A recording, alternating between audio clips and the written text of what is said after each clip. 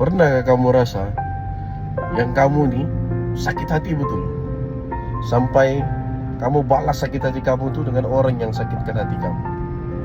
Pernah kan? Sebenarnya orang membuatkan kita sakit hati nih disebabkan kita mungkin duluan yang menyakitkan hati orang lain. Jadi benda ini tidak ada habisnya, tidak akan ada habisnya. Balas membalas sampai menjadi penyakit keturunan. Apalah sangat kalau kita sakit hati tapi kita balas.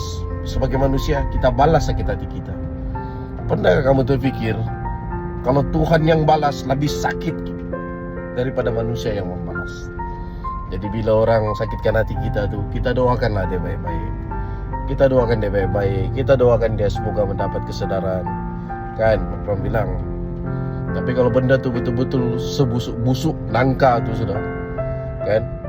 Dan Allah yang membalas, Tuhan yang membalas, saya percaya itu lebih sakit untuk dia dan menjadi satu pelajaran untuk dia supaya dia tidak sakitkan hati orang lain.